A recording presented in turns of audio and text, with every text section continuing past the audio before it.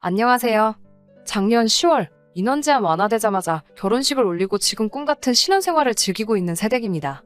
남편이 결혼 전부터 본인 명의로 된 아파트를 가지고 있기는 했는데 5천 정도만 남편 돈이고 나머지는 전부 은행 대출이에요. 남편이 그 외에 모아둔 돈하고 제가 모아둔 돈으로 결혼 비용을 했고 친정이나 시가 양가 어른들께는 따로 손 벌리지 않기로 했습니다. 대신 저도 혼수로 5천 정도 준비했고 혼수 준비하고 남는 돈은 남편 집에 묶여있는 대출 원금을 일부 상환하는데 사용했습니다. 대출이자가 가장 부담되는 부분이라 그렇게 했고요. 그러면서 예물과 예단은 생략하기로 했어요. 남편은 경기도 신도시 쪽 상가에서 카페 하나 조그만 걸 하나 하고 있고 저는 회사원입니다. 특히나도 요즘 코로나 때문에 남편 카페 수입이 아직도 들쑥날쑥한 편이거든요. 그래서 자영업을 하는 남편에 비해서 안정적인 수입을 가지고 있었기 때문에 시부모님께서 저를 매우 마음에 들어 하셨어요. 남편과도 사이가 좋습니다. 주 5일 일하는 저에 비해 휴일 없이 매일매일 출근하는 남편이지만 맞벌이를 하는데 집안일을 독박으로 시킬 수는 없다고 설거지나 청소기 돌리는 등 기본적인 집안일은 남편이 저와 분담해서 해주고 있어요. 그래서 저도 피곤하지만 주말에는 남편 카페에 나가서 청소 같은 것도 도와주고 하고 있습니다. 연애할 때도 매일매일 일만 하느라고 바빠서 여자 문제나 친구들하고 술 마시는 것 같은 문제로 제 속을 썩인 적도 한 번도 없었고요. 시부모님께서도 저를 끔찍히 아껴주셨으니 정말 아무런 걱정이 없었어요. 그런데 지난해 말일 때부터 며느리 잡기를 시작하신 건지 시어머니가 저를 대하는 모습이 조금씩 달라지셨어요. 남편이 카페를 독립하기 전에 시작을 해서 위치가 시댁 근처에 있거든요. 신정새해가 밝은 첫날에 양가에 인사를 드리러 가기로 했는데 그때쯤 친정부모님이 다니는 교회에서 확진자가 나오는 바람에 올해는 그냥 오지 말라고 하셨어요.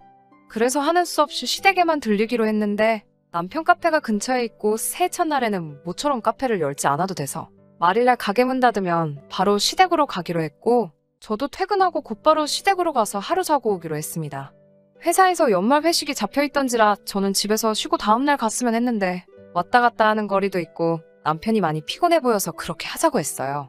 마침 회식도 사실 참석하기 싫었었는데 1차 회식 때 얼굴만 비쳤다가 시댁 가야 한다는 이유로 빠져나올 수 있었으니 저한테도 나쁠 게 없어 보였어요. 1차 회식이 끝나고 버스 정류장에 가니 밤9시더라고요. 회사에서 다행히 시댁 근처까지 가는 광역버스가 있어서 그걸 타고 갔어요. 도착하기 10분 전쯤에 남편에게 전화해서 정류장까지 차로 마중 나와달라고 부탁했는데 버스에서 내렸는데 정류장에 남편은커녕 개미새끼 한 마리도 없더라고요. 아직 오고 있나 싶어 어디쯤이냐 물어보려 전화를 했더니 시어머니가 받으셨어요. 하루 종일 일하느라 고생했을 텐데 거기서 몇 번 버스를 타면 아파트 바로 앞까지 오니 그걸 타고 오라고 하시더라고요. 저도 하루 종일 일했고 회식에 버스까지 타고 와서 몸이 천근만근이었는데 거기에 날씨는 엄청나게 춥고 시댁이 경기도 신도시 중에서도 좀 외곽이라서 주변에 사람도 많이 없어서 조금 무서웠어요. 시어머니가 시킨 대로 버스를 타려다가 너무 춥고 짜증이 나니 마침 지나가는 택시가 보여서 그걸 타고 집에 들어왔습니다. 문 열고 들어오니 남편이 벌써부터 제 눈치를 보고 있더라고요. 상황을 보아하니 남편이 저를 데리러 나가려는 걸 시어머니가 막으신 것 같았어요. 남편의 입장도 이해가 되니 그거 가지고는 별 이야기 안 하려고 했어요. 피곤해서 곧바로 자고 싶었지만 옷 편한 걸로 갈아입고 분위기 좀 맞춰주려고 남편이 앉아있는 소파 옆으로 가서 앉았는데 시어머니가 저보고 왜 거길 앉냐고 하시면서 저녁 먹은 거 설거지 좀 해놓으라고 하시는 거 아니겠어요? 저는 같이 식사도 안 했는데 설거지를 하라는 말이 진심이신가 하고 설거지요? 하고 대답했더니 시어머니가 너는 밖에서 혼자 맛있는 거 먹고 왔잖니? 우리는 내일 너랑 같이 먹으려고 집에 있는 반찬들하고만 대충 먹었으니 설거지 할 것도 몇 개 없다고 저보고 설거지 좀 해놓으라고 하시더군요. 시댁에서 이러는 거 1년에 몇 번이나 한다고 그냥 속으로 꾹꾹 누르면서 주방으로 향했습니다. 남편이 제 눈치를 보면서 주방까지 따라 들어왔는데 시어머니가 남편한테 너는 거길 왜 가 있냐면서 피곤할 텐데 앉아서 TV나 보고 있으라 하시더군요. 그 말에 저를 도와야 하나 가서 쉬어야 하나 우물쭈물하는 남편을 보고 있으니 하루 종일 일하고 와서 시댁에서 설거지를 하는 저보다 중간에서 이러지도 못하고 저러지도 못하면서 양쪽 눈치를 봐야 하는 남편이 더 불쌍해 보였어요. 설거지를 하려고 고무장갑을 끼고 나서 보니 누가 봐도 갈비찜을 먹고 남은 뼈들이 싱크대 안에 그대로 있었어요. 그냥 집에 있는 반찬으로 식사를 하셨다고 하기엔 조금 생소한 메뉴가 있으니 서운하기도 했어요. 그냥 평소에도 집 반찬으로 갈비찜을 드시는가 보다 하고 그냥 넘겼죠. 설거지 다 끝내고 나니 10시 반이 조금 지나 있었는데 저도 잠깐 앉아서 이야기 좀 나누려고 갔더니 피곤하다고 자야겠다고 하고 전부 방으로 들어가시더군요. 저도 쉬고 싶은 마음이 굴뚝 같았으니 오히려 더 좋았어요. 이불 깔아놓은 손님 방에 들어가서 곧바로 잠을 청했습니다. 다음날 자고 있는 방문 열고 들어오셔서 저를 깨우시더라고요. 핸드폰으로 몇 시인가 봤는데 새벽 5시 반밖에 안 됐었어요. 옆에 있는 남편을 깨우려고 하니까 제 팔을 휙낚아채면서 애는 더 자게 냅두라고 하시더라고요. 어제 일하고 와서 피곤할 텐데 좀 더 쉬게 하고 싶다고요. 제가 어제 남편보다 훨씬 더 늦게 퇴근했다고 한 말씀 드리려다가 말고 그냥 따라 나갔습니다. 꼭두 새벽부터 뭘 하시려는가 봤는데 떡국을 저보고 하라고 하시더라고요. 제가 사실 요리 같은 건 제대로 할 줄 아는 게 없어서 당황하기는 했는데 시어머니가 거의 도와주시긴 하셨어요. 시어머니께서 김가루도 좀 준비해놓고 옆에서 저보고 달걀지단 좀 만들어보라고 하시더라고요. 계란을 풀어서 휘휘 젓고 있는데 제 손등을 탁 내려치시더니 지단을 노른자랑 흰자를 따로 만들어야지 섞어버리면 어떡하냐고 뭐라고 하셨습니다. 물론 흰자랑 노른자 따로 하면 예쁘긴 하겠는데 어차피 집에서 먹을 거 모양이 뭐가 중요한가 싶었어요. 그냥 더 번거롭게 하시려는 생각이 뻔히 보이긴 했지만 별말 안 하고 노른자 따로 흰자 따로 만들었습니다.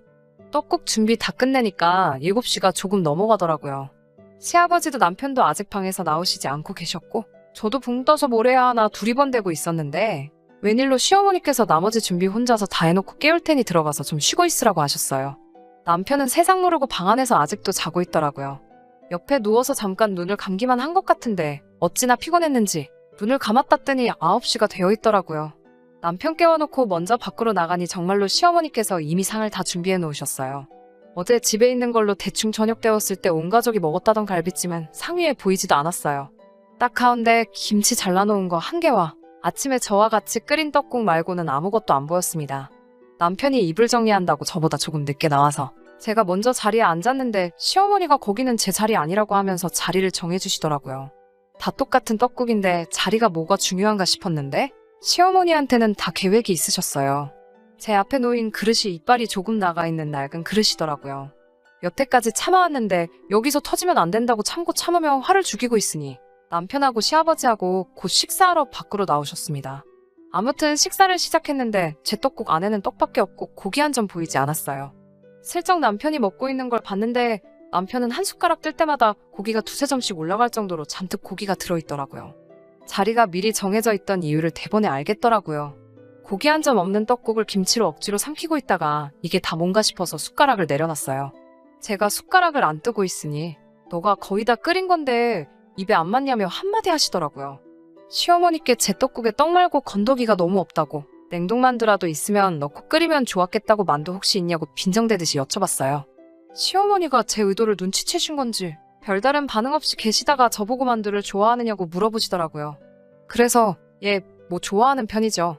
집에 냉동만두 좀 사놓은 게 있는데 좀 가져올 걸 그랬어요. 하고 불편한 심기를 감추지 않았습니다. 시어머니도 한술 더 떠서 그래? 만두 좋아하는지 몰랐네 하고 제 반응을 쉽게 받아넘기시더라고요. 역시 제가 쉽게 이길 수 없는 상대라는 게 딱 느껴졌습니다. 집에 가는 길에 상황 돌아가는 걸 처음부터 끝까지 지켜본 남편이 겁에 질린 강아지 마냥 제 눈치를 살피고 있었어요.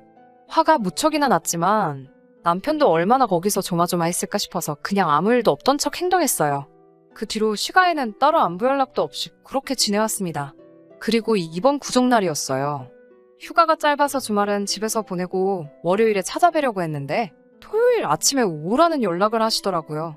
저번에 보니까 제가 만두를 좋아하는 것 같은데 냉동만두는 영양가도 없고 조미료 투성이라며 직접 만두를 빚어 먹자고 하시더군요. 대번에 저 일 시키고 싶으시다는 걸 눈치챘어요. 토요일 아침에 시댁에 가니 정말 헉소리가 다 나더라고요. 업소에서 쓰는 초대형 양은 다라이 아시죠? 한 3살박이 아이 정도는 씻길 정도의 크기로 된 양은 다라이에 만두소를 한가득 준비해 놓으셨더라고요. 그 광경을 보고 우와, 어머님 만두 가게 차리시게요? 하고 말했더니 맛있는 건 나눠 먹어야지 않겠니 하면서 명절인데 이웃들도 좀 나눠주려고 하신다고 하더라고요. 정말 하기 싫었지만 뭐 어쩌겠어요. 만두 빚기 싫다고 도망갈 수도 없고 저 하나 일 시키기 위해서 밑준비 이만큼 하신 수고도 보이고 해서 자리에 앉아서 만두를 빚기 시작했어요. 그날은 남편이 시어머니가 들어가 쉬라는 말에도 젖불난 거 눈치채고 옆에 앉아서 그 두꺼운 손으로 만두를 같이 쪼물딱거리고 있었어요. 그래도 둘이서 하니 데이트하는 것 같고 재미는 있더라고요. 만두를 저 혼자서만 한 200개쯤은 만든 것 같아요. 허리 아파 죽을 것 같았지만 앉은 자리에서 다 끝냈습니다. 시어머니도 같이 하기는 했는데 남편이 도와주고 있으니 속이 상했는지 괜히 남편 데리고 여기 갔다가 저기 갔다가 다른 일 시키시면서 저한테 거의 다 몰아주셨어요. 다 끝나고 나서 이번에는 만두를 넣고 떡만두국을 끓였어요. 아침 대바람부터 물면 묵은 마시고 만두만 빚어댔으니 저도 허기가 지더라고요. 지난번 떡국에서 당한 게 있어서 제가 상 차린다고 하고 시어머니한테는 쉬시라고 했어요. 입 빠진 그릇을 정확하게 기억해서 넉넉하게 만두를 담고 상을 차렸어요. 이제 식사를 하려고 자리에 앉으니 시어머니께서 후다닥 일어나시더니 만두 빚은 거 소분해놓은 것 몇 개를 주시더니 밖에 나가서 이웃들 드리고 오라고 저한테 시키더라고요. 아직 점심 식사 안 한 분들도 있을 테니 식사 전에 드려야 먹지 않겠냐면서 말이에요. 남편이 자기가 갖다 준다고 저 시키지 말라고 하는데 꼭 제가 가야 한다는 말에 남편하고 둘이서 나와 이웃들 몇 분한테 만두 빚은 거 몇 개를 나눠드리고 왔어요. 그리고 겨우 자리에 돌아와 식사를 하려는데 뭔가 말로 형용할 수 없는 위화감이 들었어요. 숟가락으로 국물안을 휘 저어보니 제가 분명히 상 차릴 때 담아놓은 만두 10개는 온데간데였고 꼴랑 옆구리 터진 거 3개밖에 없더라고요. 저랑 남편이 잠깐 나간 사이에 시어머니가 손수 제 그릇을 들고 만두를 다시 덜어놓으신 거죠. 시어머니한테 만두가 많이 줄었네요? 라고 한마디 따졌더니 시어머니께서 저보고 욕심이 참 많다고 내일이면 신혼에도 올 건데 신혼에는 입도 아니냐며 어떻게 저 혼자 다 먹을 생각을 하냐고 무안을 주시더라고요. 그 길로 제 그릇 들고 일어나서 그대로 냄비에 부어버렸어요.